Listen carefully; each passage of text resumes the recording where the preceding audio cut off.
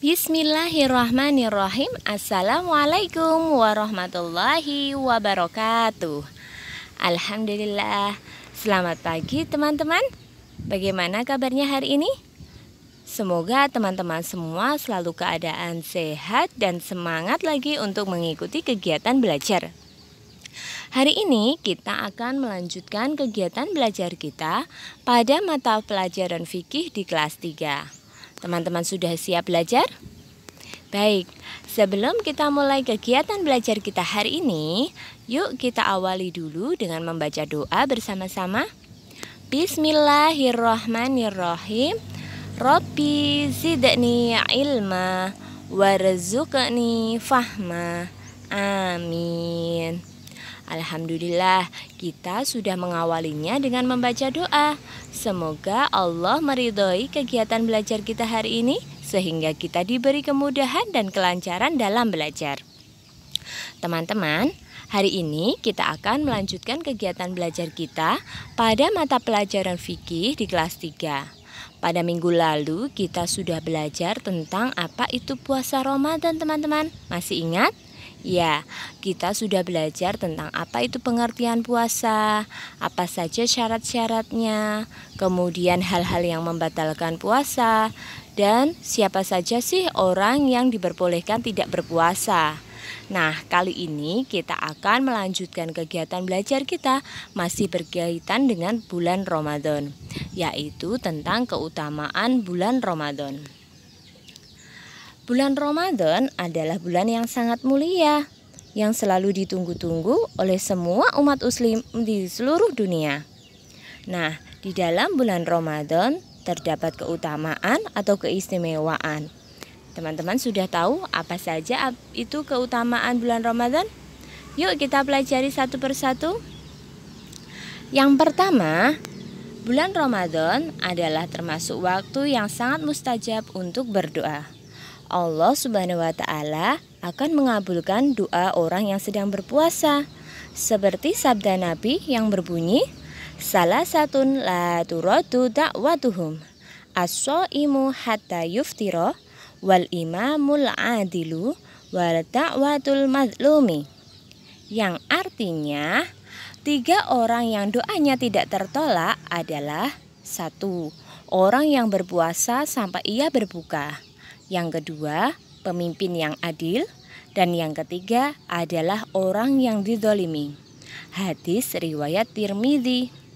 Nah, dalam hadis tersebut sudah dijelaskan bahwa salah satu doa yang tidak tertolak, itu artinya doa tersebut akan diterima oleh Allah, adalah doa orang yang sedang berpuasa.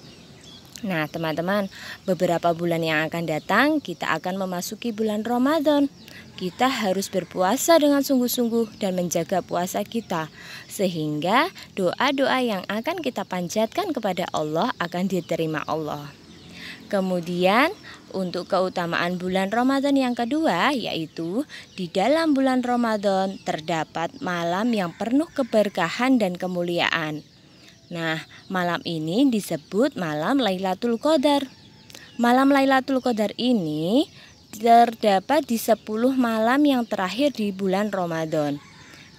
Kemuliaan bulan Ramadan tertuang dalam firman Allah surah Al-Qadar ayat 1 sampai dengan 3 yang bunyinya, A'udzu billahi minasyaitonir rajim. Bismillahirrahmanirrahim. Inna anzalnahu fi lailatul qadar. Sesungguhnya kami telah menurunkan Al-Quran pada malam Qadar. Wa ma adraka ma lailatul qadar. Dan tahukah kamu apakah malam kemuliaan itu? Lailatul qadri khairum min alfi syahr. Malam kemuliaan itu lebih baik dari 1000 bulan. Nah, ini adalah salah satu keutamaan bulan Ramadan. Di sana terdapat malam yang penuh berkah dan kemuliaan, yaitu disebut dengan malam Lailatul Qadar. di mana malam tersebut lebih mulia daripada 1000 bulan. Kemudian yang ketiga, keutamaan dari bulan Ramadan yaitu dibelenggunya setan dan ditutupnya pintu neraka. Pada saat bulan Ramadan tiba, Allah Subhanahu wa taala akan membelenggu setan-setan teman-teman dan menutup pintu neraka. Seperti sabda Rasulullah yang berbunyi, "Idza jaa Ramadhanu futihat abwabul jannati wa ghulliqat abwabun nari wa suffitatis syayatin." Yang artinya, apabila Ramadan tiba, pintu surga dibuka, pintu neraka ditutup, dan setan pun dibelenggu. Hadis riwayat Bukhari dan Muslim. Dalam hadis tersebut sudah dijelaskan bahwa pintu neraka akan ditutup dan setan dibelenggu. Itu artinya manusia punya kesempatan yang sangat luas untuk tidak melakukan maksiat. Sebaliknya, manusia bisa berlomba-lomba untuk melakukan kebaikan karena pintu surga dibuka lebar-lebar oleh Allah Subhanahu wa taala. Nah, teman-teman, makanya ketika kita menapaki bulan Ramadan, kita harus selalu berlomba-lomba untuk melakukan kebaikan, untuk selalu melakukan amal soleh, karena setan-setan sudah dirantai, sudah dibelenggu oleh Allah, sehingga tidak ada yang bisa menggoda kita untuk melakukan kegiatan maksiat, sehingga kita selalu berbuat kebaikan untuk mencapai ridha Allah. Nah, selanjutnya keutamaan bulan Ramadan yang keempat yaitu Allah menurunkan Al-Quran pada bulan Ramadan. Salah satu keutamaannya yaitu turunnya Al-Quran sehingga disebut dengan Syahrul Quran. Allah Subhanahu wa taala memiliki 12 bulan, tetapi Allah memilih bulan Ramadan untuk menurunkan Al-Quran. Teman-teman tahu kan, Al-Quran adalah pedoman hidup kita, teman-teman. Jika kita membacanya, kita akan mendapat pahala. Selain itu, fungsi Al-Quran yang lainnya adalah sebagai petunjuk bagi kita untuk menjalankan kegiatan sehari-hari sebagai panduan hidup kita. Nah, kemudian Al-Quran ini sendiri diturunkan oleh Allah secara berangsur-angsur atau bertahap. Jadi tidak seperti Al-Quran yang sekarang kita pegang, sudah ada 30 juz. Dulu awalnya Al-Quran turun itu bertahap ya, sedikit demi sedikit. Mulai diturunkan pertama kali ayat Al-Quran itu tanggal 17 Ramadan. Nah, peristiwa turunnya ayat Al-Quran yaitu ayat pertama sampai kelima surah Al-Alaq disebut dengan peristiwa nuzulul Quran. Peristiwa turunnya Al-Quran disebut dengan peristiwa nuzulul Quran, yang artinya turunnya Al-Quran. Kemudian yang kelima, keutamaan bulan Ramadan yaitu semua amalan yang kita lakukan akan dilipat gandakan oleh Allah Subhanahu wa taala. Nah, teman-teman, segala macam bentuk amalan kebaikan yang kita lakukan di bulan Ramadan akan dilipat gandakan, teman-teman. Jadi kita harus menggunakan sebaik-baiknya bulan Ramadan ini, kita isi dengan kegiatan-kegiatan yang positif, dengan kegiatan-kegiatan kebaikan. Nah, seperti sabda Rasulullah yang artinya, setiap amalan kebaikan yang dilakukan manusia akan dilipat gandakan dengan 10 kebaikan yang semisal hingga 700 kali lipat. Allah Azza wa Jalla berfirman yang artinya, kecuali amalan puasa. Amalan puasa tersebut adalah untukku. Aku sendiri yang akan membalasnya, disebabkan ia telah meninggalkan syahwat dan makanan karenaku. Hadis riwayat Bukhari Muslim. Nah, sudah sangat jelas kan, setiap amalan kebaikan yang kita lakukan di dalam bulan Ramadan akan dilipat gandakan pahalanya sebanyak 10 kali lipat sampai dengan 700 kali lipat, teman-teman. Coba bayangkan. Wah, pasti kita akan banyak memanen pahala ya. Nah, jadi tunggu apa lagi? beberapa bulan yang akan datang kita akan memasuki bulan Ramadan, kita manfaatkan untuk berlomba-lomba melakukan kebaikan. Kemudian di dalam bulan Ramadan adalah bulan yang sangat mulia teman-teman, sehingga ketika kita menjalankannya pun pasti ada hikmah. Nah, apa saja sih hikmah yang kita dapatkan selama kita menjalankan puasa di bulan Ramadan? Yang pertama yaitu kita akan melatih kesabaran, ya.